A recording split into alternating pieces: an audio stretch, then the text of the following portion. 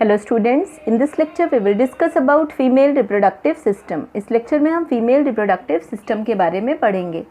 The female reproductive system consist of the following parts. Female reproductive system में ये following parts होते हैं, like a pair of ovaries, a pair of oviduct, uterus, vagina, external genitalia that is vulva, a pair of vestibular glands and a pair of mammary glands. To understand these parts, let's see the diagram of female reproductive system. So here is the ovary. यहाँ पे ovary है, which is the first essential organ of female reproductive system. Female reproductive system का बहुत ही essential organ है, क्योंकि ovary के अंदर ovum का production होता है, gametes form होते हैं. ovary के ऊपर वाला जो part है, this is called as fimbri. You can see this labeling. Here you have to write fimbri. Fimbri एक ट्यूब लाइक स्ट्रक्चर से जुड़ा हुआ है, that is called as fallopian tube और oviduct. oviduct जो कि ओवरी से अटैच होता है एंड ओवरी को यूट्रस से जोड़ने का काम करता है, that is oviduct also called as fallopian tube. fallopian tube के 3 पार्ट्स होते हैं, 3 रीजन्स होते हैं. सो ओवरी के पास वाला जो रीजन है, जो कि फिम्बरी के ऊपर वाला region, we can say that is called as infundibulum. ये वाला जो रीजन है इसे हम बोलते हैं infundibulum. Middle region is ampulla. ये जो मिडल वाला रीजन है इसे हम बोलते हैं ampulla. And this region is called as isthmus. This region is called as isthmus. तो ये इस्थमस रीजन है, this is ampulla and this is infundibulum. Fertilization होता है एम्प्यूला रीजन में. तो यहाँ से जब ओवम निकलते हैं तो फिम्बरी से होते हुए इनफंडिबुलम रीजन से होके एम्प्यूला रीजन में आते हैं, और यही एम्प्यूला रीजन में ही उनका फर्टिलाइजेशन होता है when sperms will enter in the female genital tract. Then this region, this round part, this is the uterus. This is the uterus. So uterus के जो ऊपर वाला रीजन है, this region that is called as fundus. The upper region of the uterus that is called as fundus. तो this labelling is fundus. And now this region, you can see this part that is called as ovarian ligament. ये ovarian ligament है जो कि ovary को uterus से जोड़ता है. Ovary को यूट्रस से जोड़ता है, उसे हम कहते हैं ovarian ligament. And this is the ovary, जहाँ पर कि ओवम का प्रोडक्शन होता है. And this part, this is what the uterus. ये यूट्रस है. And you can see this labelling, this is exactly not uterus. You can write here this is endometrium. This is endometrium and this is uterus. And here this part is cervix. ये cervix reason है. And cervix एक canal से uterus से जुड़ा हुआ होता है, उसे हम बोलते हैं यहाँ पर cervical canal. So this is all about the different parts of female reproductive system that we are going to study about each and every part in detail. So ये fertilisation process occur in oviduct, fallopian tube. यह जो oviduct है यहाँ पे ही fertilisation का process होता है. And ovum formation होता है ओवरी में. So how this ovum move from ovary to fallopian tube. अब यहाँ पे जो ओवम फॉर्म हो रहा है वो किस तरह से ओवरी से फेलोपियन ट्यूब में आता है. So for the movement of ovum, hair like structure is present inside the fallopian tube that is called as सीलिया.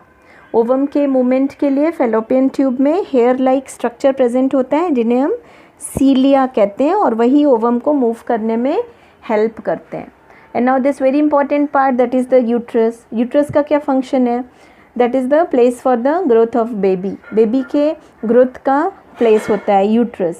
So that is the site for growth and development of the embryo. जब ovum का fertilization होगा sperm के साथ oviduct में, तो उनका implantation होता है uterus में. So यही site है एम्ब्रियो के ग्रोथ एंड डेवलपमेंट का. सो अगर फर्टिलाइजेशन हुआ तो प्रो एम्ब्रियो इम्प्लांट होता है यूट्रस की वॉल पर, और यहीं से उनको न्यूट्रिशन, मिनरल्स एंड शेल्टर सब यहीं पे मिल जाता है. बट अगर फर्टिलाइजेशन नहीं हुआ, then what happen? If fertilization not occur, then this ovum comes out with the help of some blood liquid from the female body.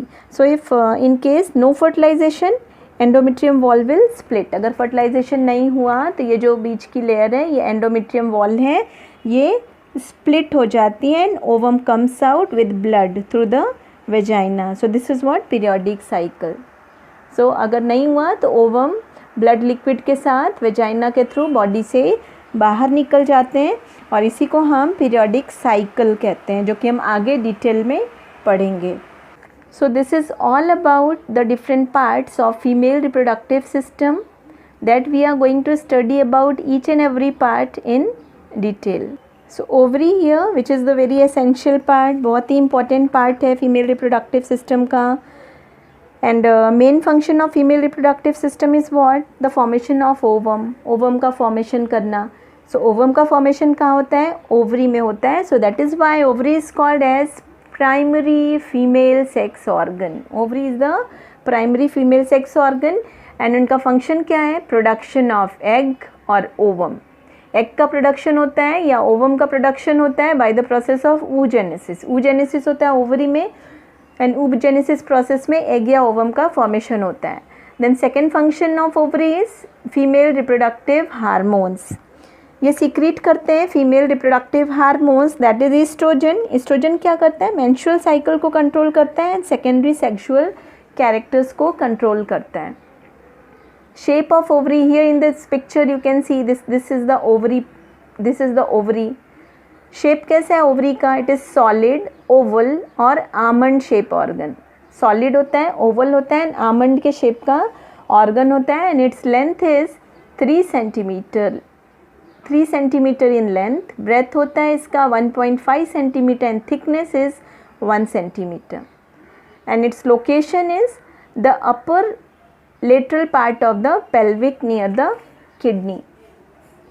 So pelvic के upper region में लेटरल पार्ट पे present होता है kidney के पास ovary.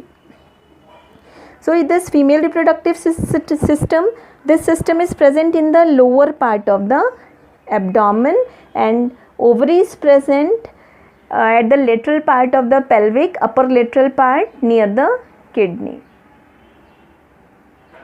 So here in this picture you can see this is the ovary, this is the ovary and इसके ऊपर ये finger like projection दिख रहा है, that is the fimbri. You can see here this is the fimbri, this part, and here this is the fallopian tube. उसके ऊपर है fallopian tube. सो ovary में ओवम का फॉर्मेशन होता है एंड फिम्ब्री में एक स्ट्रक्चर होता है मिडल साइड में होल के जैसा स्ट्रक्चर होगा जिसे हम कहते हैं ऑस्टियम.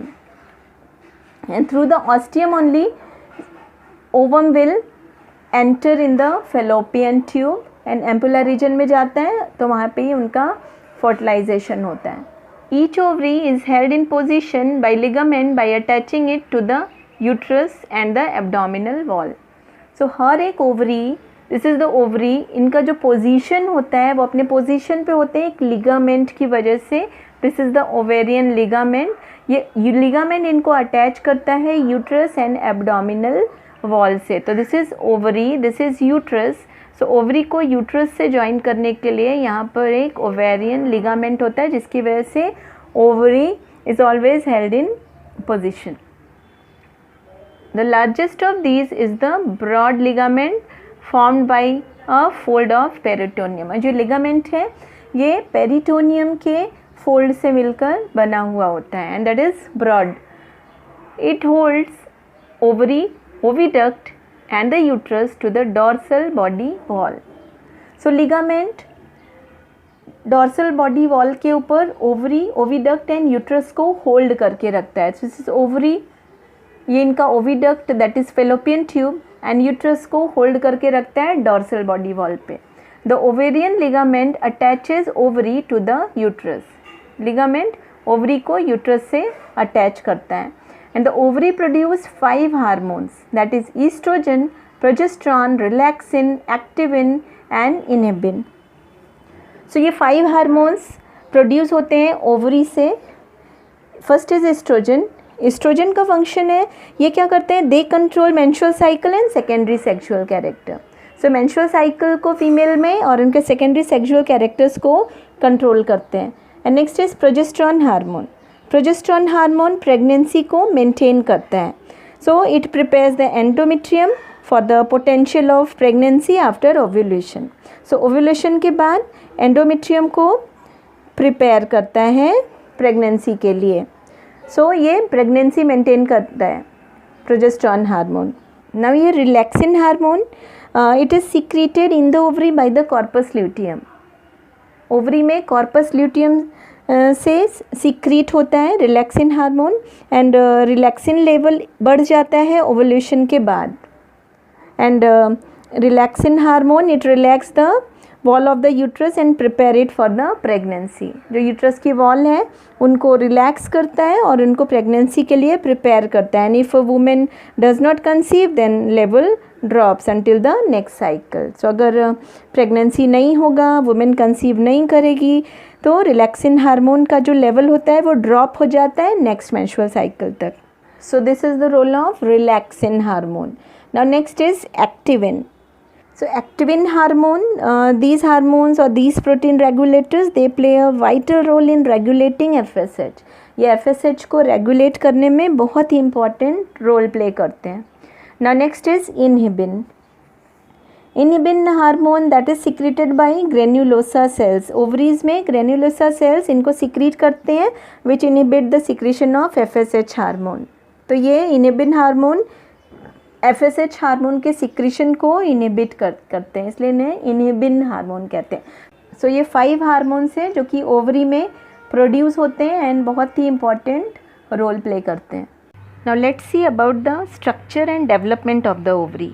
अब हम ओवरी के स्ट्रक्चर एंड उसके डेवलपमेंट के बारे में स्टडी करेंगे. So this is the diagram of TS of ovary. So ovary, each ovary is a compact structure. हर एक ओवरी एक कॉम्पैक्ट स्ट्रक्चर है which is differentiated into central part called medulla and outer part called cortex. So इसका ये जो central वाला region है, you can see this region that is called as medulla. ये मेड्यूला होता है. एंड इनका जो आउटर वाला पार्ट है, सराउंडिंग वाला पार्ट, इसे हम कहते हैं cortex region. The cortex is covered externally by a layer of germinal epithelium. Outer part cortex है एंड कॉर्टेक्स के जो बाहर वाला लेयर है, सो ये कॉर्टेक्स कवर्ड होता है एक्सटर्नली एक लेयर से जिसे हम कहते हैं जर्मिनल एपिथेलियम लेयर, और we can say germinal epithelium और germinal epithelial layer, that is the outer most layer. और इसके जो इनसाइड वाला लेयर है, inside this germinal epithelium there is one layer of fibrous connective tissue that is called as tunica albuginea, but the outermost layer is germinal epithelium. So the cortex is covered externally by germinal epithelium. The stroma or loose connective tissue of the medulla has blood vessels, lymph vessels and nerve fibers. So medulla region में जो central region है medulla, यहाँ पर blood vessels like arteries, veins, lymphatics, connective tissues, ये सब ये region में दिखाई देते हैं. The outer cortex is more compact and granular. जो बाहर वाला कॉर्टेक्स रीजन है ये सेंट्रल से ज़्यादा कॉम्पैक्ट है and it is granular and it shows a large number of tiny mass of cells called as ovarian follicle. You can see here इसके surrounding में छोटे छोटे मास ऑफ सेल्स दिखाई देते हैं जिन्हें हम कहते हैं ओवेरियन फॉलिकल्स. ये इनके जो सराउंडिंग में जो मास ऑफ सेल दिखाई दे रहे हैं they are the ovarian follicle. These are collectively formed from the immature ova originating from cells of dorsal endoderm of yolk cell. सो ये ओवेरियन फॉलिकल्स ये इमेच्योर ओवा से बनती हैं जो योक सैक के डॉर्सल एंडोडर्म की सेल से बनता है. You can see here in this picture 4 weeks का फीटस है जिसमें here is the you can see 3 layers, ectoderm, mesoderm and endoderm. So ये वाला एंडोडर्म है दिस येलो वन, और इसका जो डॉर्सल एंडोडर्म है सो ये योक सैक है. You can see this is secondary yolk sac. So yolk sac के डॉर्सल एंडोडर्म की सेल से बनती है immature ova. So here you can see this is embryo and this yellow region is yolk sac. So here yolk sac is the first fetal membrane, or we can say it is the membranous sac which is attached to an embryo. Membranous sac है जो कि embryo से attach होता है, and yolk sac का function क्या होता है? So its function is as it is the source of nutrition for developing fetus. ये developing fetus है, so इसके लिए ये source of nutrition का काम करता है. fetus को yolk sac से ही nutrition मिलता है. So it is first fetal membrane.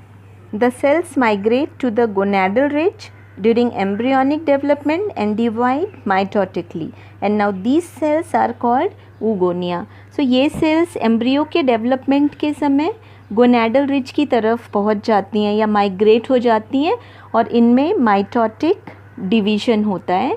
अब इन्हीं cells को हम oogonia कहते हैं.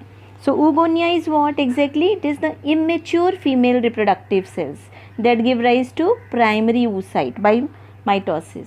So oogonia immature female reproductive cell है जिनमें mitotic division होने के बाद इन्हीं से primary oocyte बनता है. As the oogonia continue to grow in size, they are surrounded by a layer of granulosa cells and forms the rudiments of ovarian follicle. So जब ये oogonia में ग्रोथ होता है, कंटिन्यूस इनमें ग्रोथ होता है, इनका साइज़ बढ़ता है, कंटिन्यूस ग्रो इन साइज़ बढ़ता है, तो इनके सराउंडिंग में एक लेयर फॉर्म होती है सेल्स की जिन्हें हम ग्रेन्युलोसा सेल्स कहते हैं, and they form the rudiments of ovarian follicle. So इनसे इमेच्योर या अनडेवलप्ड ओवेरियन फॉलिकल फॉर्म होते हैं. The process of oogenesis starts much before the birth of the female baby, and by the end of 12 weeks the ovary is fully formed. So oogenesis का process female baby में birth के काफ़ी पहले ही start हो जाता है, and 12 weeks complete होने तक फीटस में ओवरी पूरी तरह से डेवलप हो जाती है. So oogenesis is what? Oogenesis is what? It is the formation of ovum और egg cell in the ovary, and ये स्टार्ट हो जाता है फीमेल बेबी में फीटल लाइफ में ही, बर्थ के काफ़ी समय पहले. सो 12 वीक्स के फीटस में ओवरी पूरी तरह से फॉर्म हो चुकी होती है. Now the cells of germinal epithelium give rise to group of oogonia projecting into the cortex in the form of cords called as egg tubes of P. flagell. So germinal epithelium की cells, this is the outer layer germinal epithelium. तो germinal epithelium की cells क्या form करती हैं? oogonia form करती है, जो कि कॉर्टेक्स रीजन में दिखाई देता है in the form of cord. Cortex region में कॉर्ड के फॉर्म में दिखाई देता है, जिन्हें हम egg tube of Pflüger कहते हैं. So each oogonium, plural we can say oogonia, that divides by mitosis to form a cord. So हर एक ओगोनियम में माइटोटिकली डिवीजन होता है, ये फॉर्म करते हैं एक कॉर्ड जिसे हम कहते हैं egg tube of Pflüger. So this egg tube of Pflüger it contains primitive ova. Primitive ova contains करते हैं, इसलिए इन्हें हम एग ट्यूब्स कहते हैं. Here each cord at its end has a round mass of oogonial cells called as egg nest. So हर एक cord के end पर एक round mass of oogoneal cells होता है, जिन्हें हम एग नेस्ट कहते हैं. सो यही जो egg tube of Pflüger है, यही चेंज हो जाते हैं एग नेस्ट में, and from which primordial ovarian follicle develop. So फिर एग नेस्ट से ही प्रीमोडियल ओवेरियन फॉलिकल डेवलप हो जाते हैं. Each primordial follicle has at its centre a large primary oocyte that is diploid and surrounded by a single layer of flat follicular cells.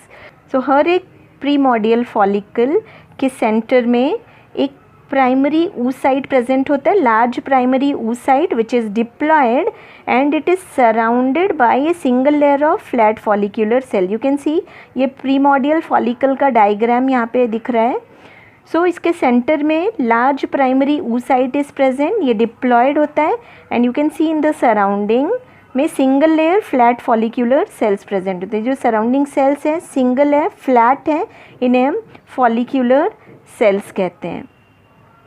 So this is primordial follicle. और ये जब primordial follicle develop होता है तो developmental stages में ये primordial follicle develop होता है प्राइमरी फॉलिकल में, and primary follicle will develop into secondary follicle, and these all development takes place in the cortical position. So here many ovarian follicles you can see are seen. बहुत सारे ovarian follicle दिख रहे हैं at different stages of development. ये सब different stages of development में हैं.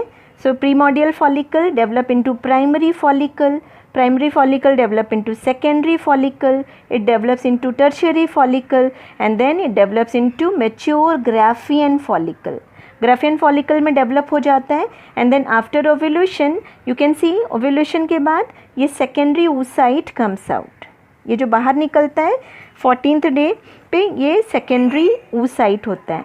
सो in ovulation ovum is not coming out. यहाँ पे ओवम लिखा हुआ है, is not ovum, ovulated ovum लिखा है, that is secondary oocyte. So ovulation के बाद ओवम बाहर नहीं आता, सेकेंडरी oocyte कम्स आउट. जब सेकेंडरी oocyte बाहर आ जाता है देन दिस ग्राफियन फॉलिकल, ये जो एम्प्टी ग्राफियन फॉलिकल है, तो this empty Graafian follicle that converts into corpus luteum. ये कॉर्पस ल्यूटियम में कन्वर्ट हो जाता है एंड देन ये कॉर्पस ल्यूटियम साइज़ में बढ़ता है एंड एट द एंड अगर प्रेगनेंसी हुआ तो कॉर्पस ल्यूटियम से प्रोजेस्टेरॉन हार्मोन सीक्रेट होता है जो कि प्रेगनेंसी मेंटेन करता है. अगर ये सेकेंडरी oocyte का अगर फर्टिलाइजेशन होगा देन ये कॉर्पस ल्यूटियम से प्रोजेस्टेरॉन हार्मोन्स का सीक्रेशन होगा एंड ये प्रेगनेंसी मेंटेन करेंगे. बट अगर ऐसा नहीं हुआ, फर्टिलाइजेशन नहीं हुआ, देन ये कॉर्पस ल्यूटियम साइज़ में बढ़ते हैं एंड बाद में ये डीजनरेट हो जाते हैं एंड कन्वर्ट हो जाते हैं कॉर्पस एल्बिकन्स में. सो कॉर्पस ल्यूटियम कन्वर्ट हो जाते हैं कॉर्पस एल्बिकन्स में. So in this way in the cortical portion here many ovarian follicles are seen at their different stages of development. The primary oocytes starts with its meiotic division but gets arrested at its meiosis 1. So primary oocytes में meiotic division start हो जाता है but ये meiosis 1 complete नहीं कर पाते और meiosis 1 के प्रोफेज 1 में जाकर अरेस्ट हो जाते हैं. Of the 2 million primordial follicle embedded in the fetal ovary, only about 1 million remain at birth and only about 40,000 remain at the time of puberty. So as we know that oogenesis का जो process है वो begin हो जाता है female baby में birth के काफ़ी समय पहले. So ovary contains means 6 to 7 weeks का जो फीटस होगा उनमें ये oogenesis का प्रोसेस स्टार्ट हो जाता है. 20 वीक्स तक का जब फीटस 20 वीक्स तक जब पहुंचता है फीटस तो उनमें 6 to 7 मिलियन ऑफ प्रीमॉर्डियल फॉलिकल होते हैं, प्रेजेंट होते हैं.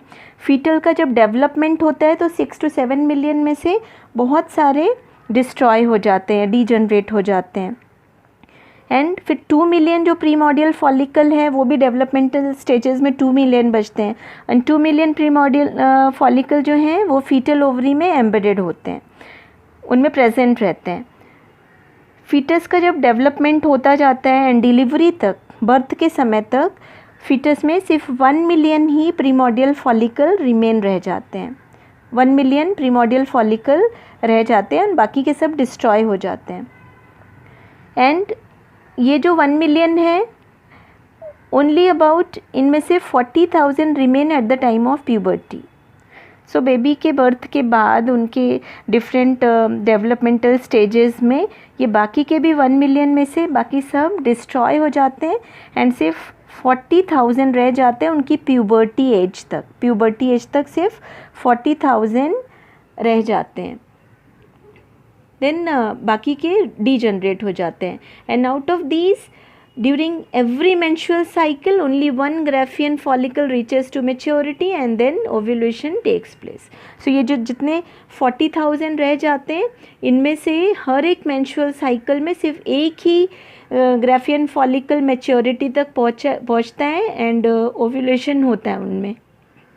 सो जो बाकी के फॉलिकल्स रह जाते हैं वो डीजनरेट हो जाते हैं.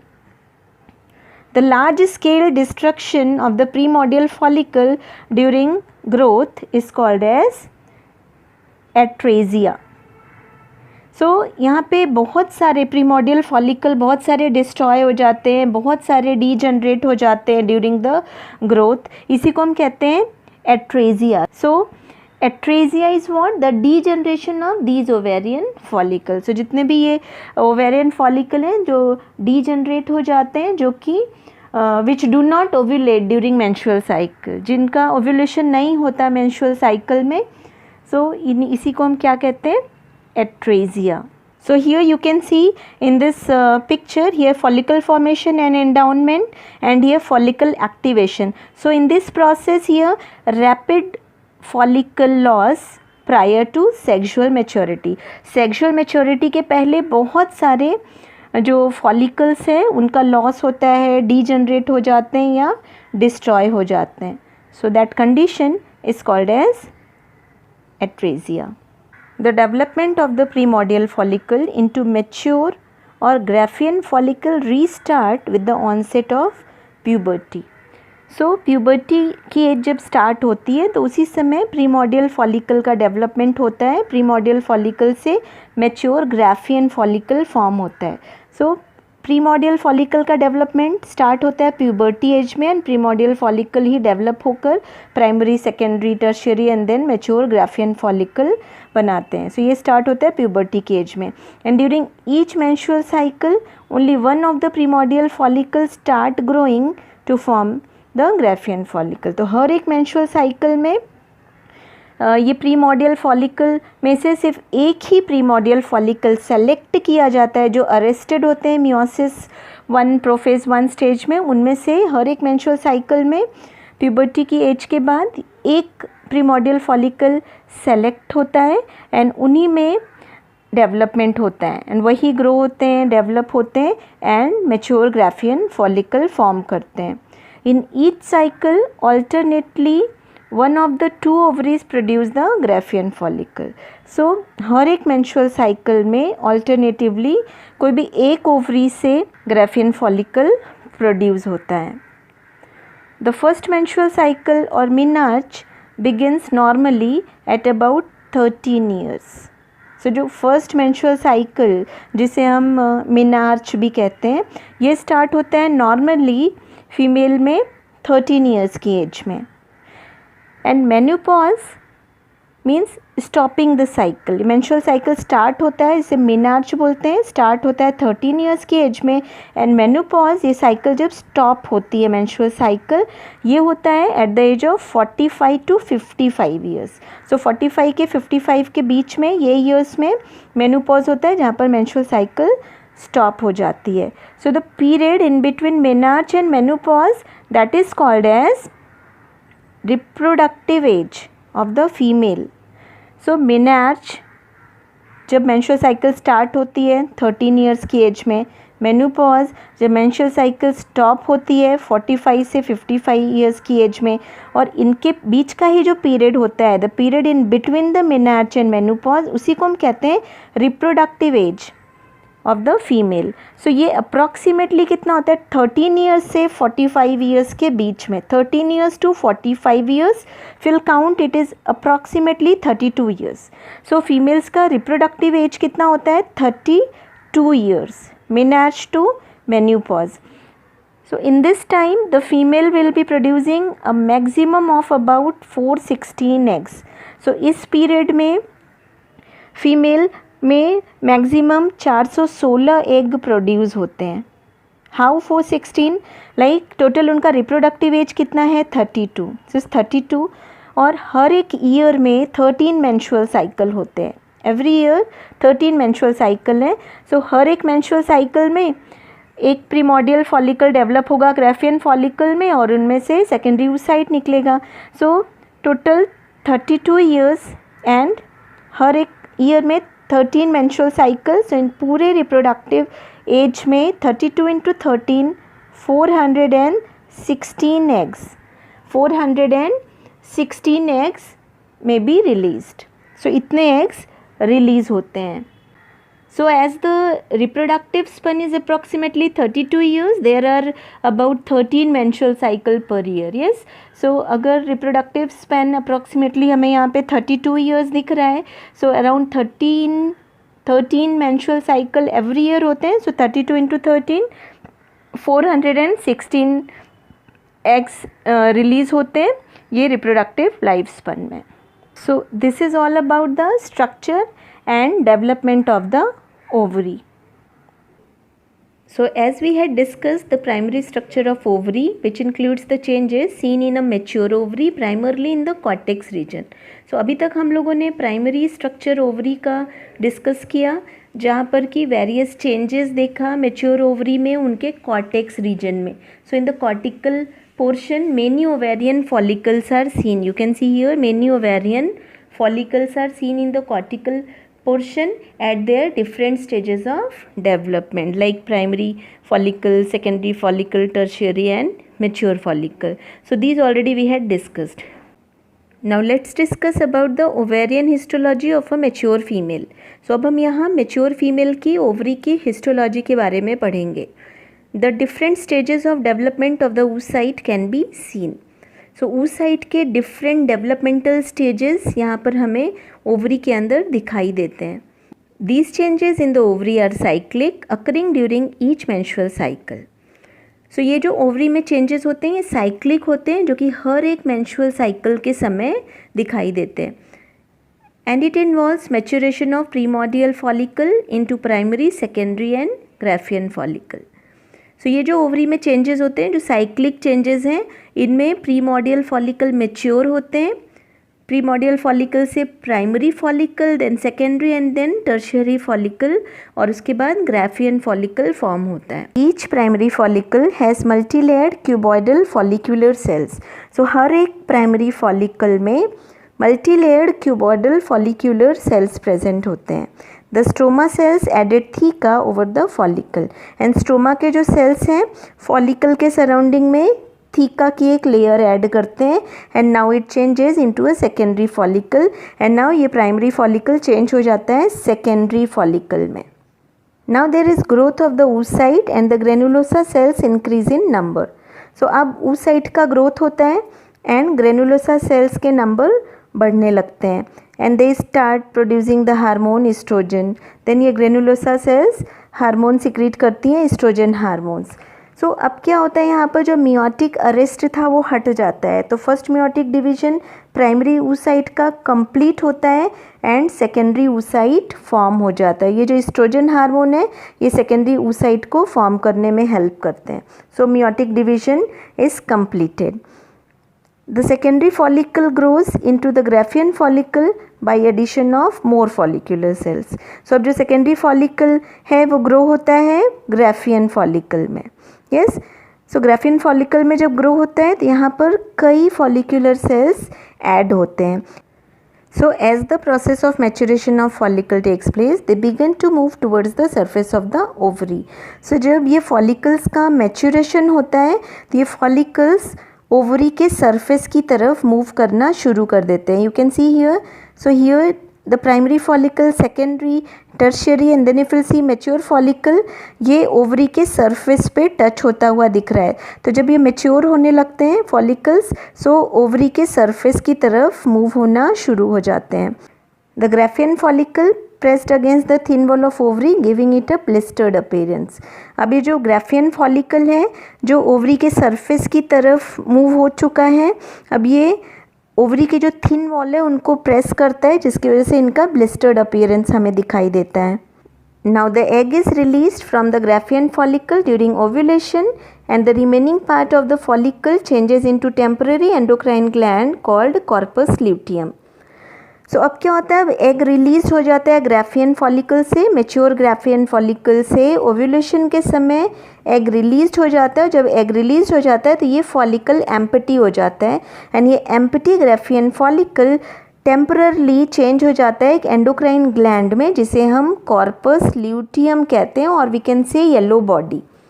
So if fertilization does not takes place, corpus luteum degenerate into a white sphere called as corpus albicans. So अगर fertilization हुआ तो ये corpus luteum से प्रोजेस्टेरॉन हार्मोन्स का सिक्रीशन होता है जो कि प्रेगनेंसी मेंटेन करते हैं, एंड रिलैक्सिन हार्मोन का भी सिक्रीशन होता है एंड ऑफ प्रेगनेंसी में, अगर प्रेगनेंसी मेंटेन हुई तो. But if fertilization does not takes place, ये कॉर्पस ल्यूटियम डीजनरेट हो जाता है एक वाइट बॉडी में, जिसे हम कॉर्पस एल्बिकन्स कहते हैं. This is corpus albicans and आगे चल के ये कॉर्पस एल्बिकन्स भी डिजनरेट हो जाता है. So now as we had seen in the cortical portion of ovary many ovarian follicles are seen. Yes, so ovary के cortical portion में कई ovarian follicle दिखाई दे रहे थे उनके different developmental stages में.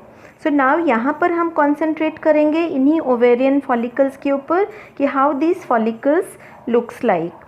So initially the structure is like this कि here you can see in the center primary oocyte is present which is surrounded by single layer of flat cells.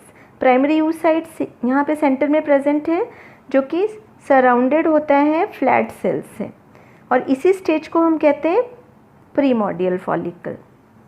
अभी यहाँ की जो सराउंडिंग के जो flat cells हैं, so this flat cells of primordial follicle will become tall and columnar, that is called as follicular cells. So अब ये flat sales यहाँ पर टॉल हो जाते हैं, कॉल्यूमिनर हो जाते हैं और इन्हीं को हम कहते हैं फॉलिक्यूलर सेल्स. फॉलिक्यूलर सेल्स ही आगे चल के ग्रेनुलोसा सेल्स में डेवलप हो जाते हैं. So now these are follicular cells and this stage is called as primary follicle. Also we can say early primary follicle. So now here in the further developmental stage, now this single layer of follicular cells multiply and form multiple layer due to proliferation. अब ये जो single layer follicular sales थे इनमें multiplication होता है और ये multiple layer form करते हैं, इनमें रैपिड इंक्रीज होता है इनके नंबर में. And this multiple layer outside the primary oocyte that is called as membrana granulosa. So primary oocyte के सराउंडिंग में जो ये मल्टीपल लेयर फॉर्म हुई है इसी को हम कहते हैं membrana granulosa and each individual cell is called as granulosa cell. So membrana granulosa की जो एक एक सिंगल सेल हैं इन्हें हम ग्रेन्युलोसा सेल्स कहते हैं. So this is called as late primary follicle और early secondary follicle. Then again development and there will be space between the granulosa cells. अब इसमें भी late primary follicle में भी फिर से development होता है और granulosa cells के बीच में space form हो जाता है. Primary oocyte will remain same. यहाँ पे जैसा primary oocyte था यहाँ था तो ये same रहेगा. Primary oocyte will remain same. Difference क्या होता है कि ये जो ग्रेनुलोसा सेल्स हैं इनके बीच में सिर्फ हमें स्पेस दिखाई देता है and this stage is called as secondary follicle. अब इसी स्टेज को हम सेकेंडरी फॉलिकल कहते हैं. अब फर्दर डेवलपमेंटल स्टेज में सेकेंडरी से टर्शियरी फॉलिकल बन रहा है. So now this middle space they join and form a bigger space that is called as follicular antrum. ये सारे जो स्पेस थे मिडिल स्पेस ये जॉइन हो जाते हैं एंड फॉर्म करते हैं फॉलिक्यूलर एंट्रम. जब ये पूरे जॉइन हो जाते हैं देन ये जो बीच का स्ट्रक्चर फॉर्म होता है इसी को हम कहते हैं क्यूमुलस oophorus. सो यहाँ पर प्राइमरी oocyte है surrounded by granulosa cells and ये इस तरह का जो स्ट्रक्चर फॉर्म हो रहा है this is cumulus oophorus also called as discus proligerus germ hill. So now ये जो एंट्रम फॉलिक्यूलर एंट्रम फॉर्म होता है इस एंट्रम में एक लिक्विड प्रेजेंट होता है. So that liquid is called as liquor folliculi. Yes, so liquid is present in the follicular antrum that is called as liquor folliculi because follicular cells और granulosa cells only secrete this fluid. Yes, ये जो यहाँ पे liquid present होता है ये follicular cells या granulosa cells ही इनको सिक्रेट करते हैं. So that is why this liquid is called as liquor folliculi and this structure is called as tertiary follicle. Now final maturation of tertiary follicle takes place. अब tertiary follicle का final maturation होता है and Graafian follicle will form. So this is the structure of Graafian follicle. अब Graafian follicle में many changes takes place. यहाँ पे बहुत सारे चेंजेस होते हैं. First meiotic division of primary oocyte completed. जो प्राइमरी oocyte था उसका फर्स्ट मियोटिक डिवीजन कंप्लीट हो जाता है. सो प्राइमरी oocyte में मियोटिक डिवीजन स्टार्ट तो हुआ था लेकिन इनिशियली वो मियोसिस 1 के प्रोफेज 1 में अरेस्टेड था एंड नाउ हियर वो फर्स्ट मियोटिक डिवीजन कंप्लीट होता है प्राइमरी oocyte का and it forms secondary oocyte। अभी जो यहाँ बीच में प्रेजेंट है दिस इज सेकेंडरी oocyte। अब granulosa cells will remain as it is. Granulosa cells जैसे यहाँ पे थे यहाँ पे एज इट इज़ रहते हैं। क्यूमुलस oophorus, ये जो ग्राफियन फॉलिकल का ये जो फॉर्म हुआ था तो ये cumulus oophorus will be as it is. Yes, cumulus oophorus भी सेम एज इट इज़ रहेगा, ग्रेनुलोसा सेल्स भी एज इट इज़ हैं। चेंजेस कहाँ पे होता है? Change in the outer most cell layer. अभी जो आउटर मोस्ट सेल लेयर है यहाँ पर चेंजेस होते हैं। Now some cells of medullary region of ovary comes and make one more layer outside the outer most layer, that is called as thecal cells, and this layer form that is called as theca interna. You can see this is theca interna. So यहाँ पे अगर tertiary follicle में देखेंगे तो यहाँ पे ये this is the outer most layer, ठीक है, ये वाला आउटर मोस्ट लेयर है। तो यहाँ पर क्या होता है, ये आउटर मोस्ट लेयर के सराउंडिंग में एक और लेयर फॉर्म होती है। कैसे फॉर्म होती है? जो ओवरी के मेडुलरी रीजन की कुछ सेल्स हैं वो मिलकर ये आउटर मोस्ट लेयर के बाहर की तरफ एक और लेयर बनाती हैं थीकल सेल्स के, और इसी लेयर को हम कहते हैं theca interna. Yes, so individual cells ये जो थीका इंटरना के हैं इन्हें हम कहते हैं थीकल सेल्स। और ये जो थीका इंटरना ये ईस्ट्रोजन हार्मोन सिक्रीट करते हैं, और जब ईस्ट्रोजन हार्मोन सिक्रीट होता है तो प्राइमरी oocyte चेंज हो जाता है सेकेंडरी oocyte से। Yes, so theca interna release oestrogen hormone and due to that only secondary oocyte form here. Now outside the thecal cells, अब ये थीकल सेल्स हैं, इनके बाहर की तरफ फाइब्रस कनेक्टिव टिश्यू आते हैं और ये एक और लेयर बनाते हैं उनके सेल्स से जिसे हम कहते हैं थीका एक्सटर्ना। यस, सो फाइब्रस कनेक्टिव टिश्यू इसके बाहर की तरफ एक और लेयर फॉर्म करते हैं जिसे हम कहते हैं theca externa. So as meiosis 1 completed, then from primary oocyte ये secondary oocyte is formed. Yes, and outside the secondary oocyte, अब ये जो सेकेंडरी oocyte है इसके बाहर की तरफ एक ग्लाइकोप्रोटीन की न्यू मेम्ब्रेन फॉर्म होती है जिसे हम जोना पेलुसिडा कहते हैं। So as we know this middle structure is cumulus oophorus and the inner most layer of the cumulus oophorus that is called as corona radiata. Cumulus oophorus का जो एकदम inner most layer है उसे हम कहते हैं corona radiata. So zona pellucida के just बाहर वाली first layer that is corona radiata. So now in this way mature Graafian follicle is ready, fully developed, and now as we know 14th day of menstrual cycle ovulation takes place. Menstrual cycle के 14th day पर ovulation होगा। So around 13th day Graafian follicle mature and ruptures. 13th day के around ये Graafian follicle mature होगा and rapture हो जाएगा। Then from the Graafian follicle this secondary oocyte comes out along with its surrounding cell. So ये जो secondary oocyte है ये release हो जाएगा Graafian follicle से बाहर आ जाएगा इनकी surrounding cell, ये पूरा cumulus oophorus के साथ ही secondary oocyte बाहर आ जाता है। Now after ovulation on 14th day remaining portion of empty Graafian follicle they convert into corpus luteum which secrete progesterone hormone and it maintains pregnancy. So 14th day पे ovulation हो गया। जब ovulation हो गया secondary oocyte cumulus oophorus के साथ में बाहर रिलीज़ हो जाता है एंड देन ये ग्राफियन फॉलिकल एम्प्टी हो जाता है। अब ये जो एम्प्टी ग्राफियन फॉलिकल होगा ये कन्वर्ट हो जाता है कॉर्पस ल्यूटियम में जो कि प्रोजेस्टेरोन हार्मोन सीक्रीट करता है और ये प्रेगनेंसी मेंटेन करते हैं।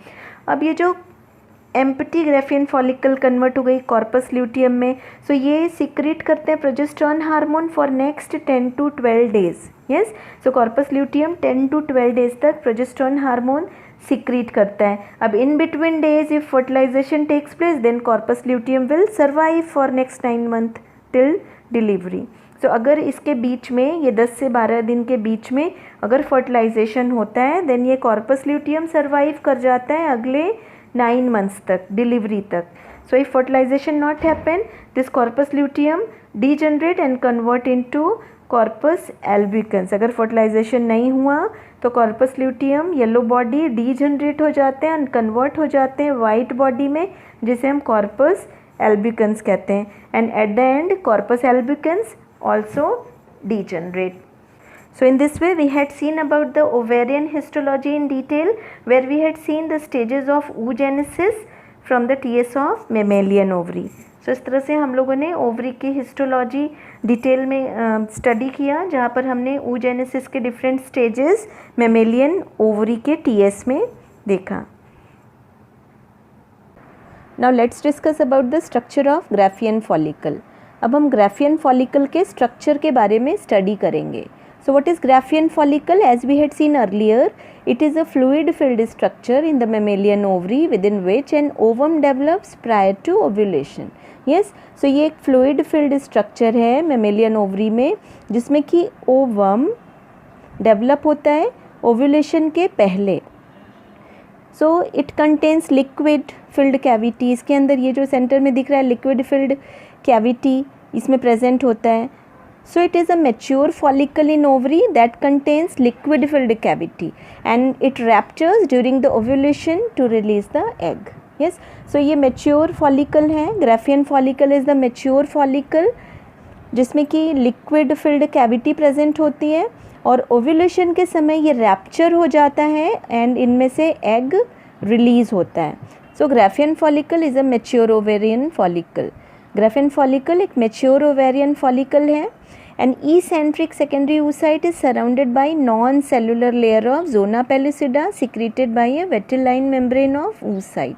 So इनका जो position है वो कैसा है यहाँ पर eccentric है। Eccentric means what? Which is not placed centrally. Centrally placed नहीं है। So इस तरह से ये corner पे placed है, इसे हम कहते हैं eccentric. So secondary oocyte is eccentric and surrounded by non-cellular layer of zona pellucida. So ये surrounded होता है जोना पेलुसिडा से, जो कि नॉन सेलुलर लेयर है। सो जोना पेलुसिडा क्या करता है? It protects oocyte। ये जो सेकेंडरी oocyte है इनको प्रोटेक्शन देता है and zona pellucida only allow species specific fertilization to prevent polyembryony. जो सेम स्पीशीज़ के स्पर्म्स होंगे या मेल गैमीट होंगे, सिर्फ उनका ही फर्टिलाइजेशन के लिए ये स्पेसिफाई करता है, सिर्फ उनको ही अलाउ करता है एंड ये पॉलीस्पर्मी को भी प्रिवेंट करता है। मतलब एक बार में एक ही स्पर्म का फर्टिलाइजेशन होगा ओवम से। And it also regulate the interaction between egg and sperm. So egg and sperm के बीच का जो इंटरेक्शन है उसको भी रेगुलेट करता है जोना पेलुसिडा। सो जोना पेलुसिडा ये सराउंडेड होता है, it is non cellular layer जो कि सेकेंडरी oocyte के सराउंडिंग में प्रेजेंट होता है। ये जोना पेलुसिडा का सिक्रीशन होता है विटिलाइन मेम्ब्रेन ऑफ oocyte से। So it is secreted by a vitelline membrane of oocyte। Vitelline membrane is what? The surrounding structure of ovum. Ovum का जो सराउंडिंग स्ट्रक्चर है उसे ही हम कहते हैं, वही क्या है? Vitelline membrane. And vitelline membrane से ही जोना पेलुसिडा का सिक्रीशन होता है जो कि oocyte को प्रोटेक्शन देता है। The outermost protective and fibrous covering is called as theca externa. Outermost protective and fibrous covering. You can see here in the diagram, ये जो grey वाली layer है ये outermost protective layer है, fibrous covering है, इसे हम कहते हैं theca externa. Inner to it is cellular theca interna. Theca externa के जो अंदर वाली layer है उसे हम कहते हैं theca interna. So theca interna it produce the hormone estrogen. ये ईस्ट्रोजन हार्मोन प्रोड्यूस करते हैं जिसकी वजह से सेकेंडरी oocyte फॉर्म होता है। सो जब ईस्ट्रोजन हार्मोन का सिक्रीशन होता है तो मियोटिक अरेस्ट हट जाता है एंड सेकेंडरी oocyte फॉर्म होता है। And inner to theca interna the follicular cells form from the membrana granulosa. So theca interna के अंदर फॉलिक्यूलर सेल्स फॉर्म होती हैं जिन्हें हम मेम्ब्रेना ग्रेन्युलोसा कहते हैं।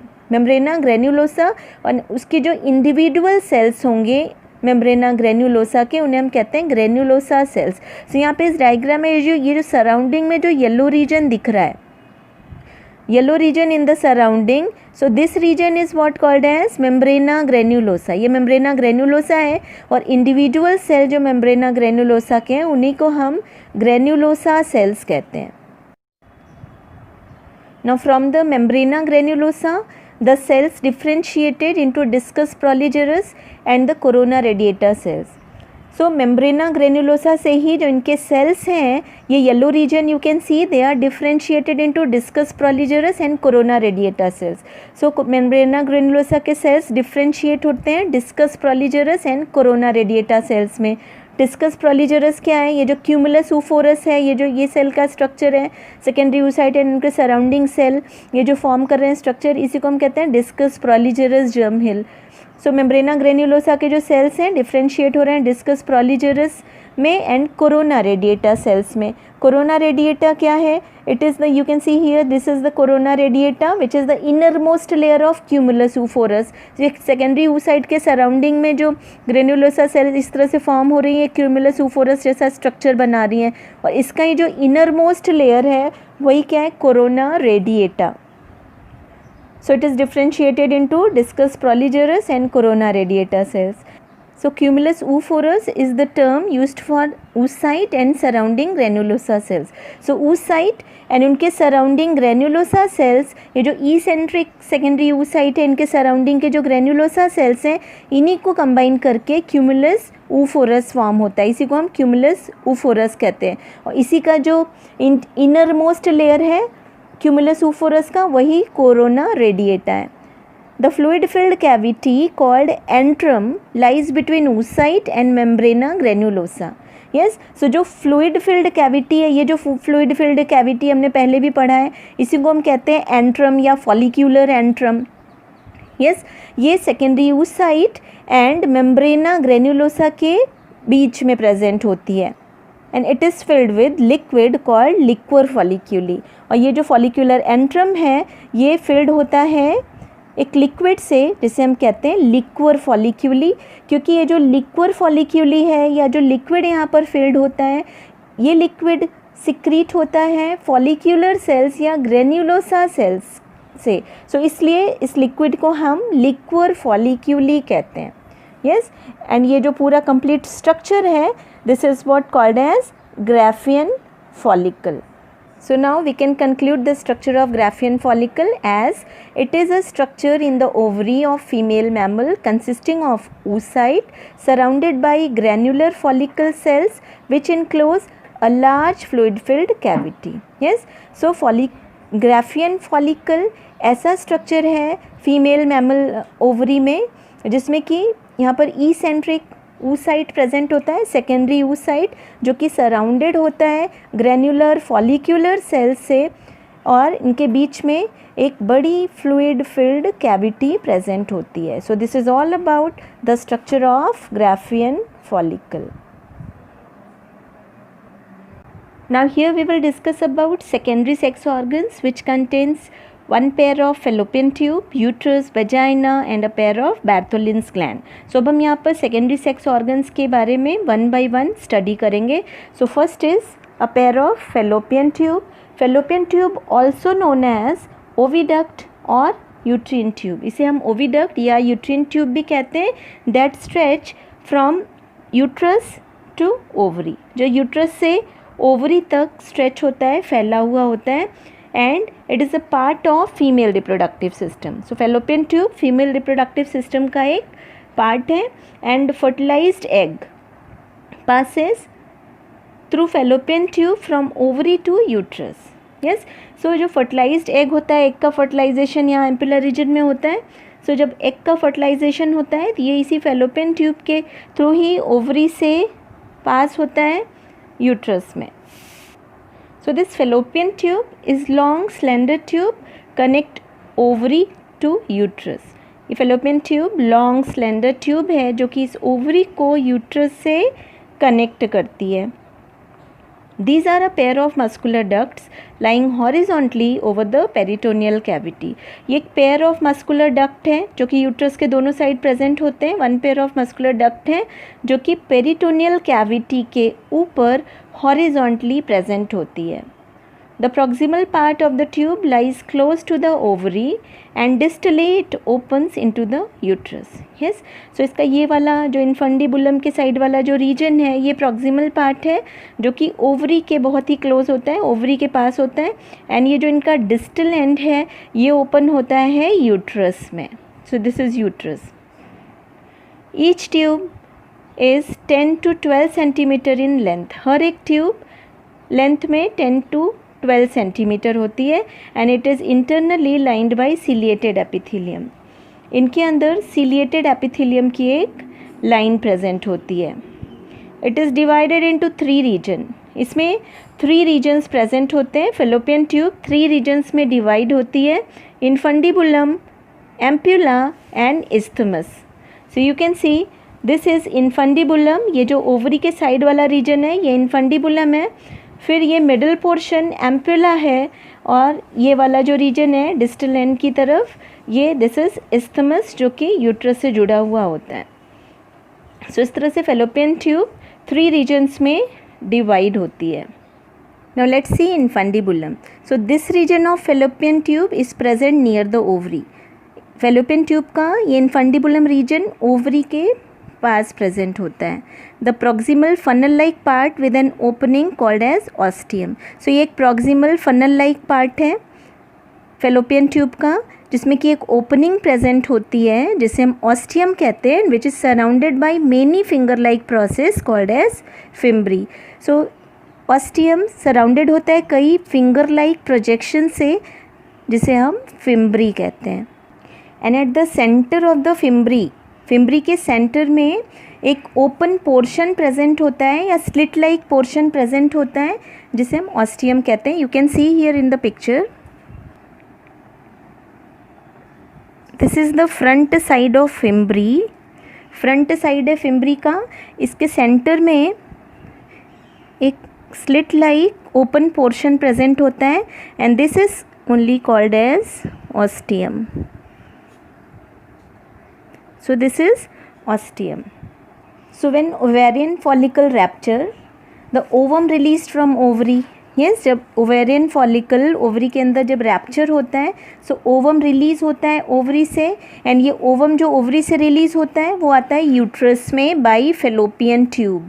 Yes, so to enter in the fallopian tube, ये जो ओवम यहाँ से रिलीज़ होगा फेलोपियन ट्यूब में एंटर होने के लिए it enters through this ostium. इसी ऑस्टियम के थ्रू ये ओवरी से निकलता है एंड ऑस्टियम के थ्रू ही फेलोपियन ट्यूब से होते हुए यूट्रस में आता है. So fimbriae are the small finger like projection at the end of the fallopian tube. Yes, Fallopian tube के एंड में एक फिंगर लाइक प्रोजेक्शन होता है fimbriae. So through fimbriae only eggs move from ovary to uterus and fimbri are connected to the ovary.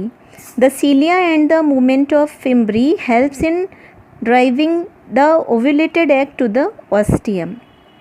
So inside the fallopian tube we had studied ciliated columnar epithelium cells are present. Yes, which helps in the movement of ovum. So fallopian tube में ciliated columnar epithelial cells present होते हैं जो कि ovum के movement में help करते हैं और ये ओवम फिम्ब्री के थ्रू ऑस्टियम से होते हुए ही फेलोपियन ट्यूब में मूव होता है. It also helps in the movement of sperm during copulation. So ये during copulation the sperms are accumulated and ejected in the vaginal region. Then sperms enter through the vagina and it comes where in the uterus and uterus से होकर ये कहाँ पर आता है? It enters in the fallopian tube. So sperms enter after the copulation. It enters through the vagina and through the uterus. It comes in the fallopian tube and ovum enters from ovary to fimbry. So ovum ovary से fimbry से होते हुए fallopian tube में आता है and sperms vaginal region से uterus से होते हुए फेलोपियन ट्यूब में आते हैं. Now next region is ampulla. This is ampulla region. It is the middle long and straight part of the oviduct. ये ओविडक्ट का या फेलोपियन ट्यूब का बीच वाला लॉन्ग एंड स्ट्रेट पार्ट होता है. Fertilization of ovum takes place in this region. Ovum का fertilization इसी region में होता है. सो जब कॉपुलेशन के बाद जब स्पर्म्स आते हैं वेजाइना से यूट्रस में, यूट्रस से फेलोपियन ट्यूब में, तो ये एम्प्यूला रीजन में ही स्पर्म्स रीच करते हैं और यहाँ ओवरी से ओवम निकलता है और ये भी यहाँ पे ही एम्पुलर रीजन में जब पहुँचता है, सो ये एम्पुलरी रीजन में ही स्पर्म्स एंड ओवम का फर्टिलाइजेशन होता है. Yes, so fertilization takes place where at the ampullary region of fallopian tube. So in some books you will get like in ampullary isthmus junction fertilization takes place. So that is also correct. You can say ampulla region or ampullary isthmus junction region is the region where fertilization takes place. Now next region of fallopian tube is isthmus region, also called as cornua region. It is the distal narrow part of the duct opening into the uterus. ये duct का या fallopian tube का narrow part होता है. This isthmus, this is the narrow part of the fallopian tube जो कि open होता है यूट्रस में. Now next secondary sex organ is uterus. It is commonly also called the womb. इसे commonly हम womb भी कहते हैं. And it is a hollow muscular pear shaped organ located above and behind the urinary bladder. ये एक hollow muscular and pear shaped organ है जो कि यूरिनरी ब्लैडर के थोड़ा ऊपर और पीछे की तरफ प्रेजेंट होता है. It is about 7.5 centimetre long and 5 centimetre broad and 2.5 centimetre thick. So ये 7.5 centimetre long, 5 centimetre broad and 2.5 centimetre thick होता है. And the uterus can be divided into 3 region. Uterus 3 region में डिवाइडेड होता है. The upper portion of uterus called as fundus, whereas the middle portion is called as body and end portion is called as cervix and the canal is called as cervical canal. यहाँ पे canal present है, इसे कहते हैं cervical canal. So uterus 3 regions में divided होता है. इनका जो ऊपर वाला portion है ये fundus, then इनका बीच वाला middle portion body and end portion is cervix. और यहाँ पर बीच में cervical canal present होता है. So now fundus, it is the upper dome shaped part of the uterus. So you can see here, यहाँ पे upper ऊपर का dome shaped part है uterus का, इसे हम fundus कहते हैं. Normally implantation of the embryo occur in the fundus. So normally embryo का implantation fundus में होता है. Next is body. It is a broad part of the uterus which gradually tapers downward. So uterus का broad चौड़ा part है जो कि नीचे की तरफ टैपर्स होता है, नीचे की तरफ नैरो होता है. Now next is cervix. You can see this is cervix. It is a narrow neck like structure about 2.5 centimetre in length. So narrow neck होता है यूट्रस का और 2.5 सेंटीमीटर लेंथ होता है. It extend into the vagina. ये vagina में extend होता है नीचे की तरफ. It's passage has 2 opening.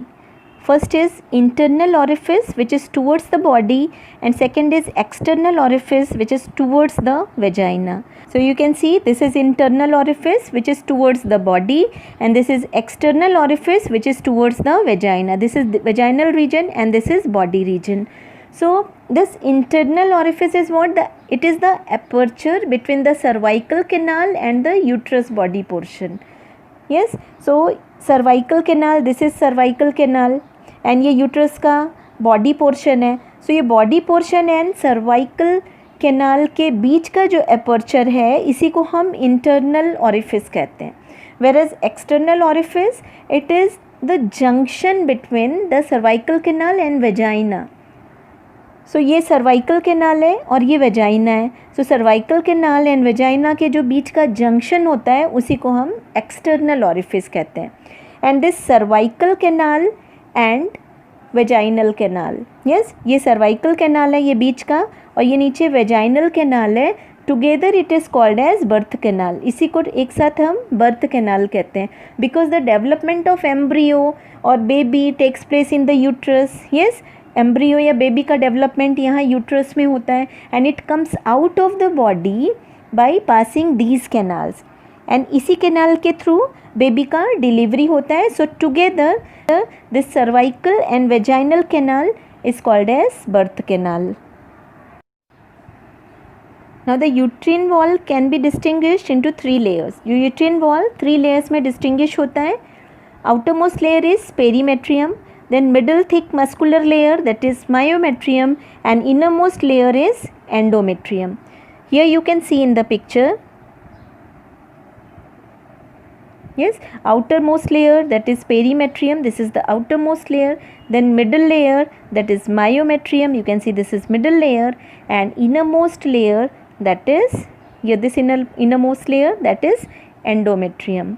So implantation of zygote takes place in the endometrium. जो zygote का implantation होता है ये endometrium में होता है, and every month new endometrium form. Yes, हर एक month में new endometrium form होती है, so that implantation can take place properly. Yes, so implantation proper हो सके इसलिए हर month में new endometrium form होती है. So perimetrium, outermost layer, and second is myometrium, which is middle thick muscular layer made up of thick layer of smooth muscle. ये smooth muscle की thick layer से बना हुआ होता है. Vigorous contraction of these muscles cause labor during the parturition or childbirth.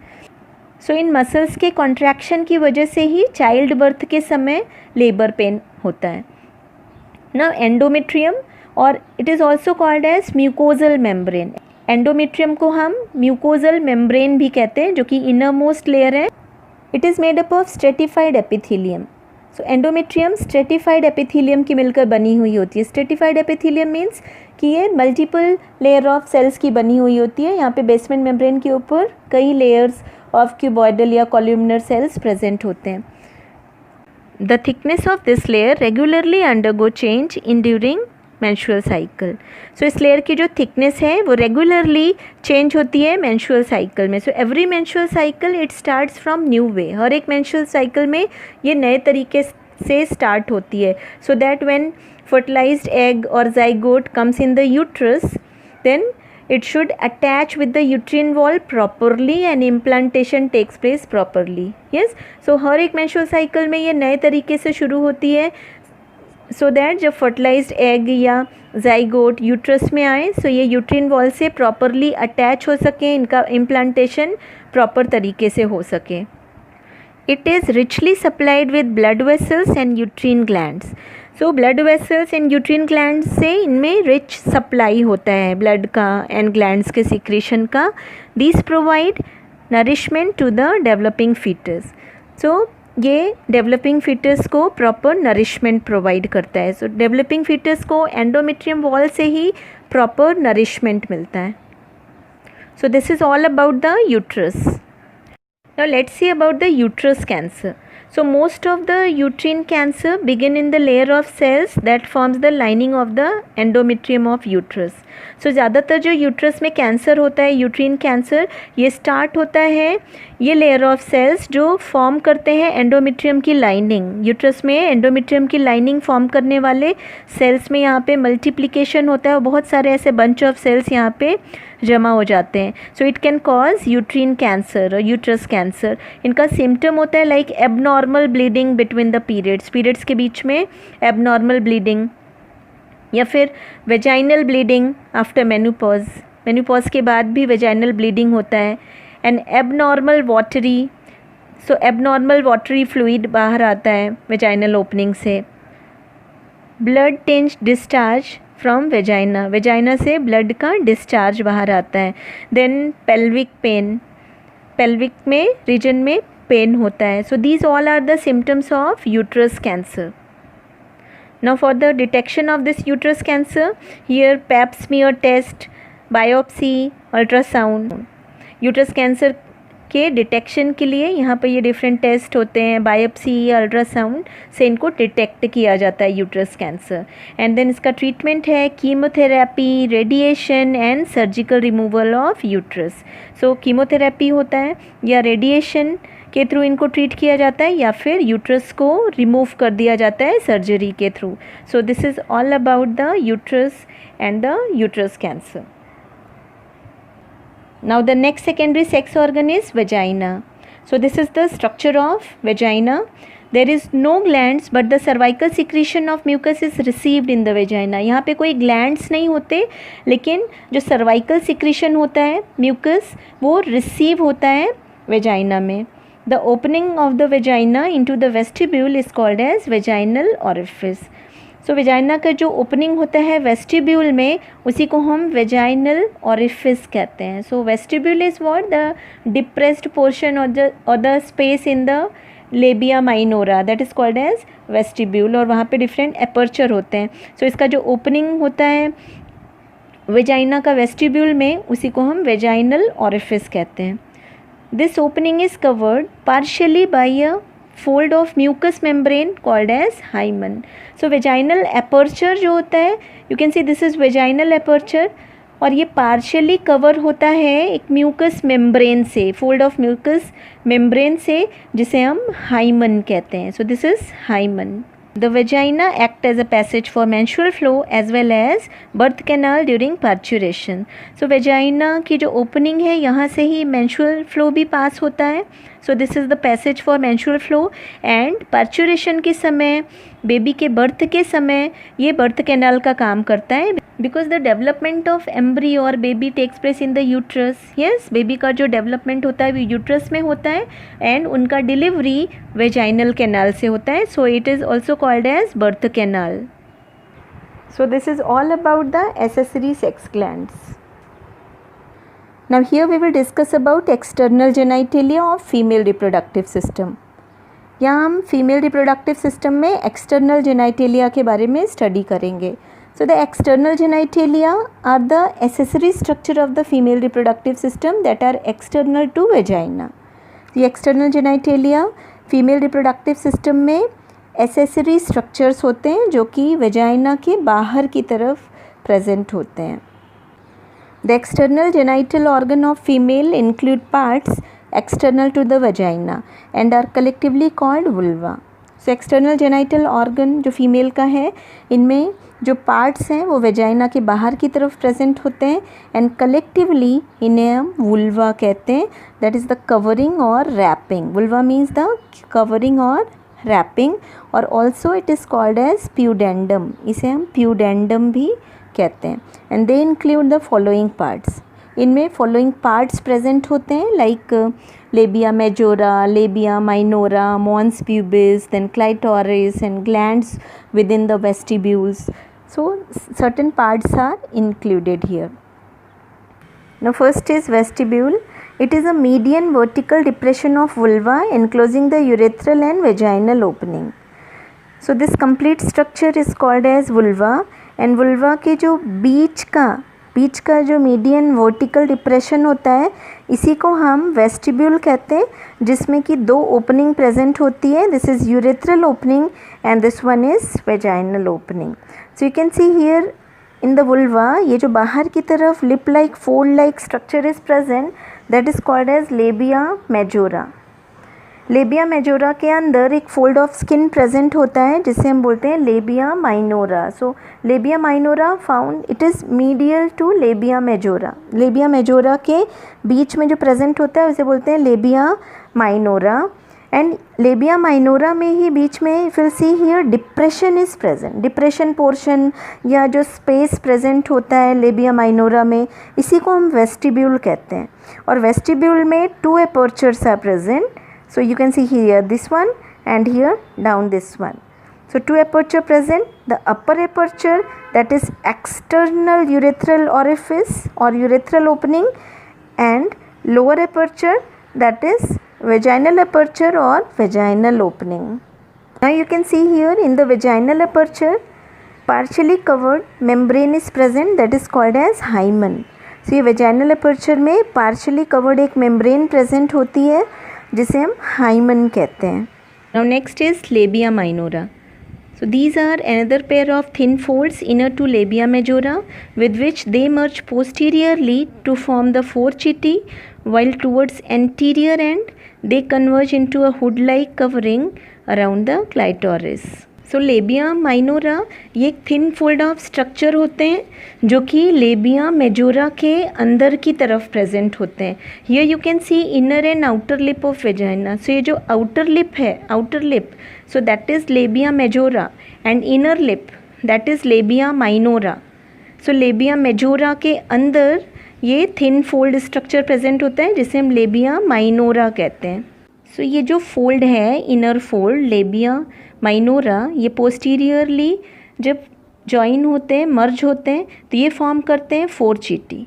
फोरचिटी is what? The thin fold of skin at the back of the vulva. अभी ये पूरा वो पोर्शन वुल्वा है, तो इसके बैक पोर्शन में जो थिन फोल्ड ऑफ स्किन होता है, जो कि लेबिया मेजोरा का जब पोस्टीरियरली जब ये मर्ज होते हैं पीछे की तरफ, तो ये फॉर्म करते हैं fourchette. While towards the anterior end, you can see ये आगे की तरफ, anterior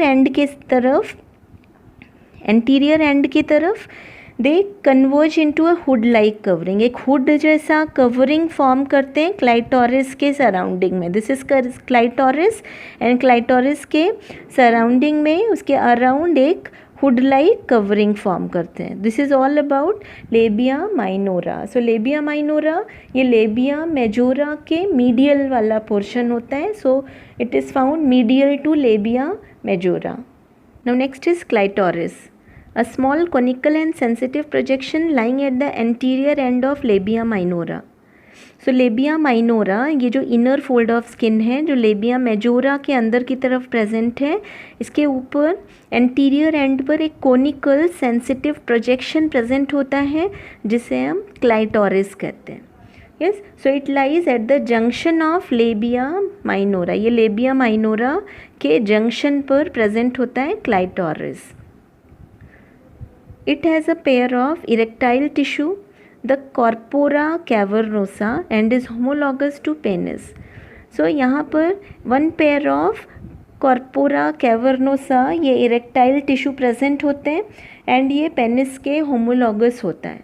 So it is equivalent to penis. We can say origin में this part is same for male and female में origin इनका same होता है. In males the same part develop into penis, whereas the same part develop as clitoris in female. Female में यही clitoris बनता है और males में यही part develop होकर penis बन जाता है. Now next is labia majora. These are a pair of fleshy fold of skin forming the boundary of vulva. ये एक pair fleshy fold of skin होते हैं, this outer lip like structure of the vagina, जो कि vulva की boundary form करते हैं. This complete structure is vulva, and उसकी जो बाउंड्री फॉर्म करते हैं ये outer lip like fold, this is labia majora, that is thick fold of skin, and they are homologous to scrotum. ये males में जो स्क्रॉटम होता है उसका होमोलॉगस ऑर्गन है. So in males this labia majora will develops into scrotum, and in female it develop into labia majora. So their origin is same in male and female, so they develop from the same part develop into labia majora in female, and same part develop into scrotum in males. They surround and protect the other parts of external genitalia and enclose the urethral and vaginal opening in the vestibule.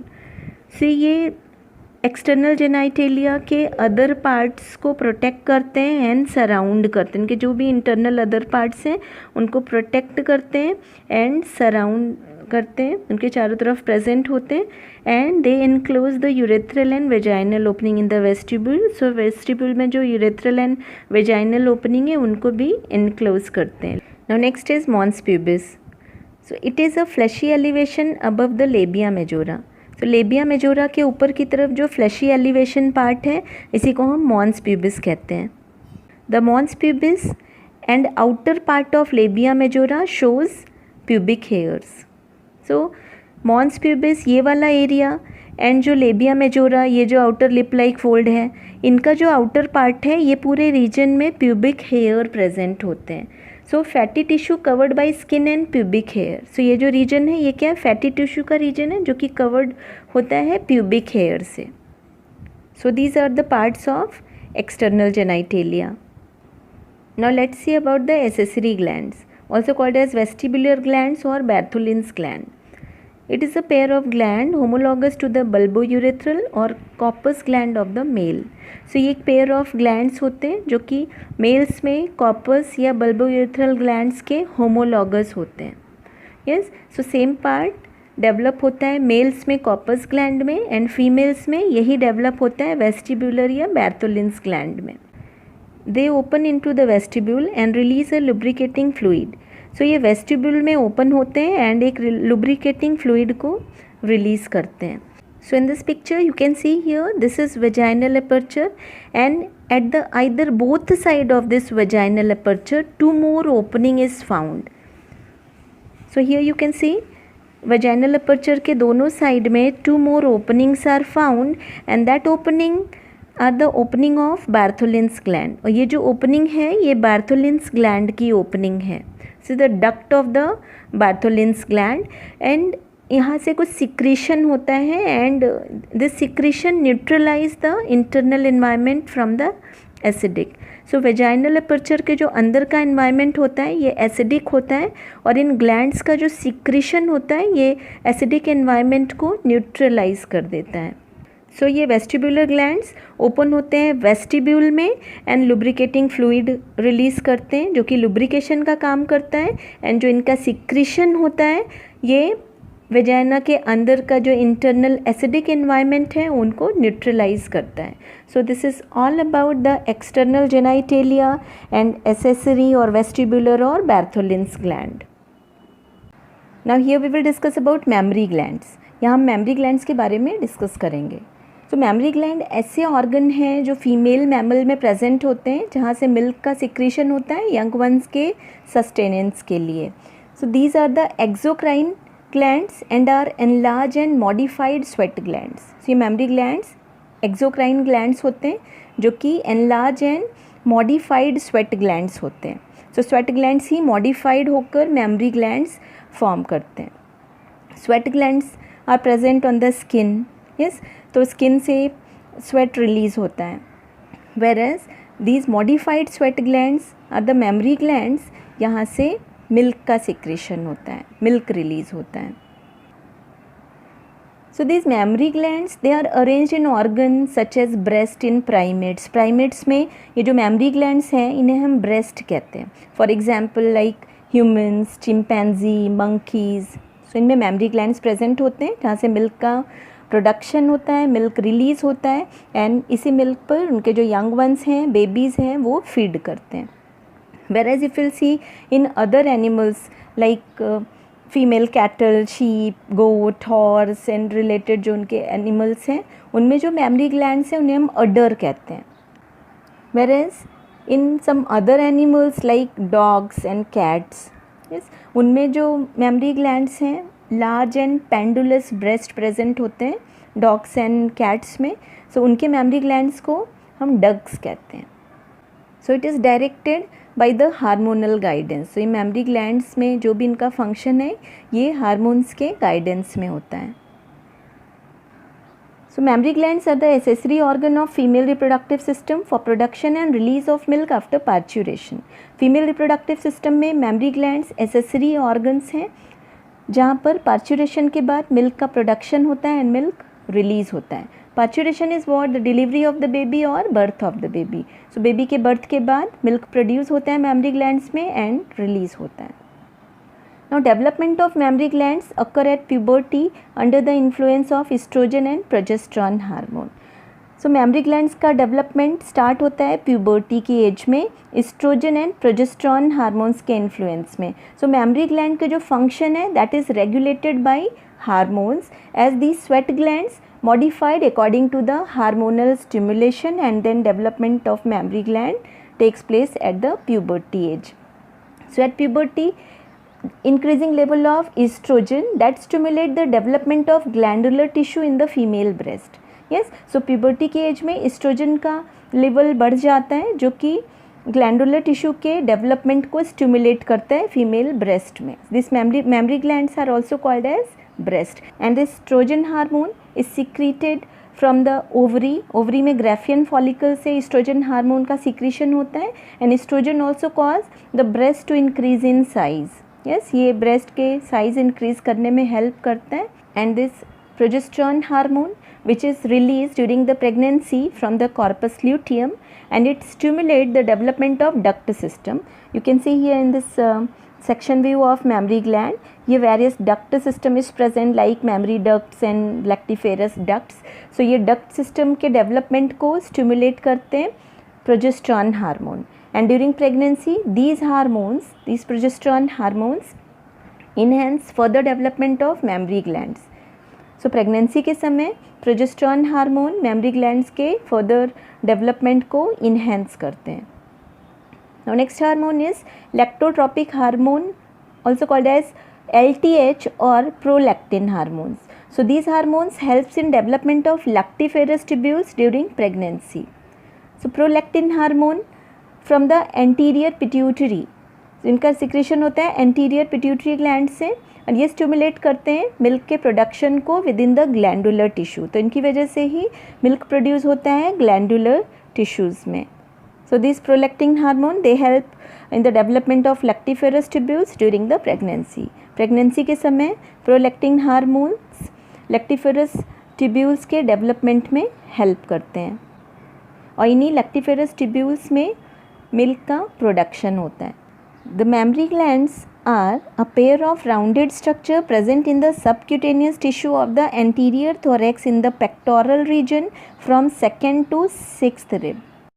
So mammary glands pair of rounded structure होते हैं जो pectoral region में 2nd to 6th rib cage के बीच में anterior thorax के subcutaneous tissue में present होते हैं. You can see this section view structure of mammary gland, जहाँ पर ये these are the rib cage, this is 2nd, 3rd, 4th और इसके नीचे 5th एंड 6th ये रिब केज प्रेजेंट है.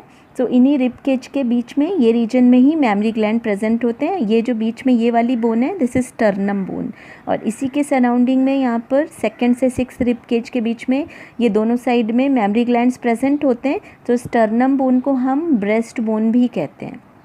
These are modified sweat glands. So mammary glands modified sweat glands हैं. Sweat glands modified होते हैं according to hormonal stimulation and they develop into mammary glands. So sweat gland से sweat release होता है, पसीना release होता है, whereas mammary glands as they are modified sweat glands तो यहाँ से मिल्क रिलीज़ होता है. एंड मैमरी ग्लैंड के जो फंक्शन है वो एक और हार्मोन्स हैं उन्हें रेगुलेट करते हैं जिन्हें ऑक्सीटोसिन हार्मोन कहते हैं. And this oxytocin causes the ejection of milk from the glands during breast feeding. Breast feeding के समय ऑक्सीटोसिन हार्मोन्स की वजह से ही मिल्क इजेक्ट होता है मैमरी ग्लैंड से. Now each mammary gland contains fatty connective tissue and numerous lactiferous ducts. So हर एक मैमरी ग्लैंड में फैटी कनेक्टिव टिश्यू एंड कई लैक्टिफेरस डक्ट्स प्रेजेंट होते हैं. सो ये जो फैटी कनेक्टिव टिश्यू हैं ये हेल्प करते हैं ब्रेस्ट को सपोर्ट करने में. And some bands of connective tissue that is called as suspensory और कूपर्स लिगामेंट. और ये जो सस्पेंसरी एंड कूपर्स लिगामेंट हैं ये एक्सटेंड होते हैं through the breast from the skin of underlying muscles. So underlying muscles में ये एक्सटेंड रहते हैं. एंड लैक्टिफेरस डक्ट्स लोब्यूल्स से मिल्क को कलेक्ट करते हैं और इसको निपल की तरफ कैरी करते हैं. The glandular tissue of each breast is divided into 15 to 20 irregular shape mammary lobes and each with alveolar gland and lactiferous ducts. हर एक ब्रेस्ट के जो ग्लैंडुलर टिश्यूज़ हैं वो डिवाइडेड होते हैं 15 to 20 irregular shape के मैमरी लोब्स में. And हर एक मैमरी लोब में alveolar glands and lactiferous ducts present होते हैं. And these lobes are separated by connective tissue and adipose tissues. So ये lobes connective tissue and adipose tissue से separated होते हैं, जहाँ पर कनेक्टिव टिश्यू ब्रेस्ट को सपोर्ट देता है, whereas the amount and distribution of adipose tissue determines the size and shape of the breast. So adipose tissue का amount and उनका डिस्ट्रीब्यूशन ही ब्रेस्ट का साइज एंड शेप डिटरमिन करता है.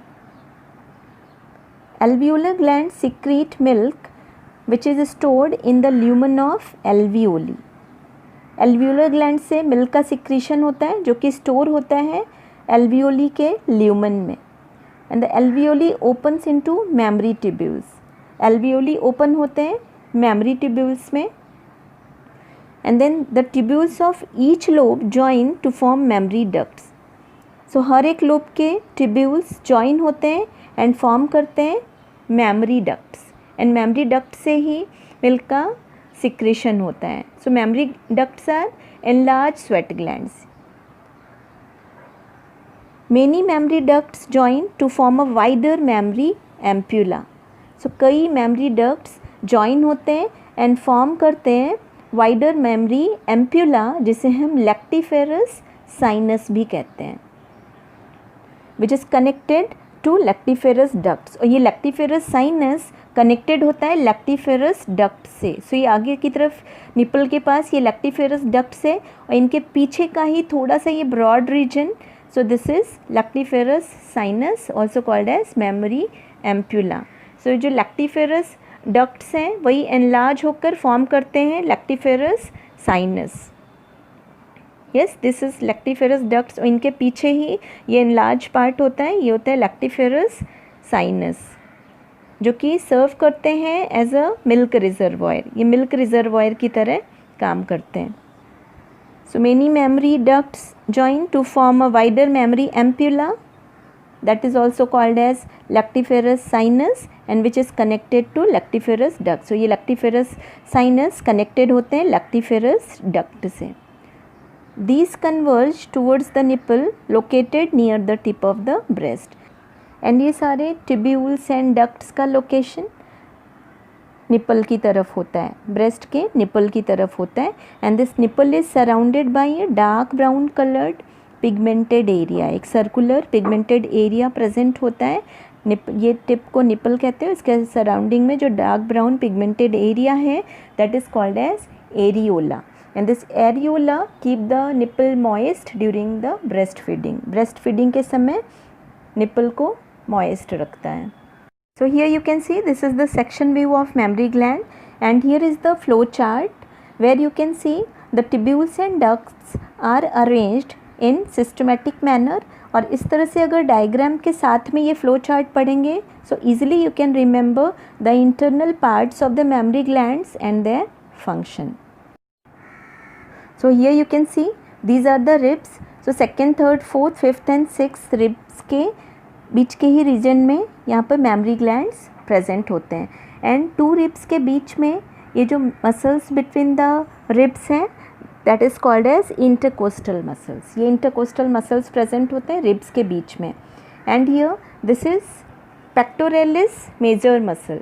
सो pectoralis muscles यहाँ पर present होते हैं.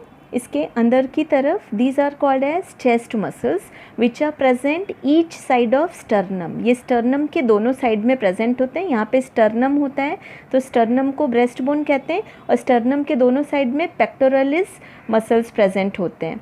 और ये पेक्टोरलिस मसल्स जो हैं ये हेल्प करते हैं आर्म के मूवमेंट में, हैंड मूवमेंट में हेल्प करते हैं.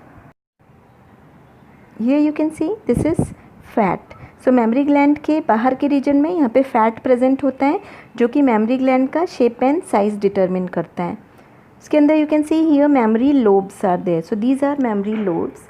सो around 12 to 20 lobes are present which are made up of small lobules. ये स्मॉल लोब्यूल्स से मिलकर बने हुए होते हैं और इन्हीं मेमोरी लोब्स में मिल्क प्रोड्यूस होता है. And both lobes and lobules connected to the milk duct. दोनों लोब्स एंड लोब्यूल्स ये मिल्क डक्ट से कनेक्टेड होते हैं which act as tube to carry milk. और ये मिल्क डक्ट ट्यूब की तरह एक्ट करता है, मिल्क को कैरी करता है निपल की तरफ. Then here memory alveolus. So this memory alveolus these are the site of milk production and storage in the mammary gland. So mammary glands में milk का production and storage इन्हीं alveoli में होता है.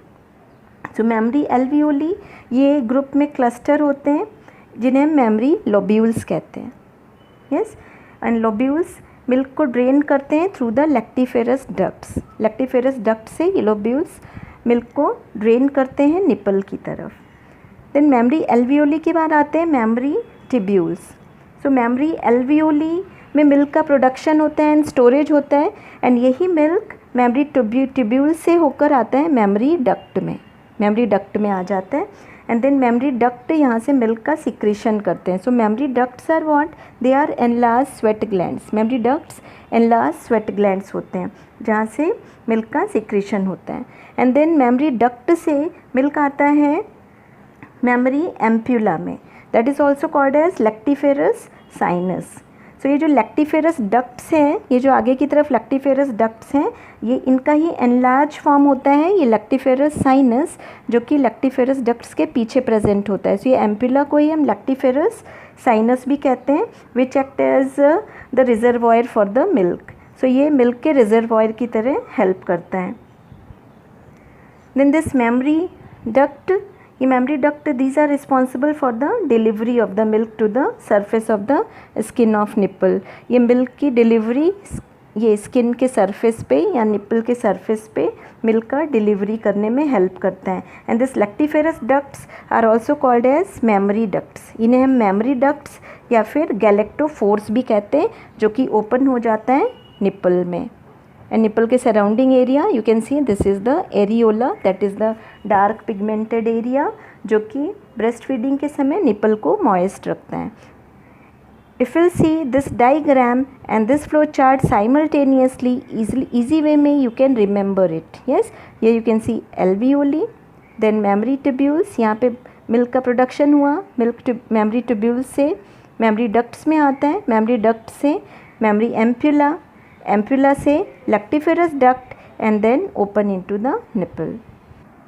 So flow chart से easily you can remember this is alveoli, then mammary tubules, then mammary ducts, then your ampulla, yes, and then lactiferous ducts, and then it opened into the nipple. So in this way we had studied about the mammary glands in females. So ये जो mammary glands हैं they are present in both males and in females, दोनों में ही present होते हैं, but they develop fully in females at puberty. But females में puberty की age में ये पूरी तरह से develop होना start करते हैं. So mammary glands are functional in females, not in males. In some cases you may have seen कि males has enlarged breast. Yes, so अगर किसी मेल में enlarged breast होगा तो then ऐसी कंडीशन को हम कहते हैं gynecomastia. So कुछ हार्मोनल इम्बैलेंस की वजह से समटाइम्स मेल्स में भी ब्रेस्ट enlarge होते हैं. So ऐसी कंडीशन को हम कहते हैं gynecomastia. So in this way we had discussed about the mammary glands which are present in both the sexes but functional only in females.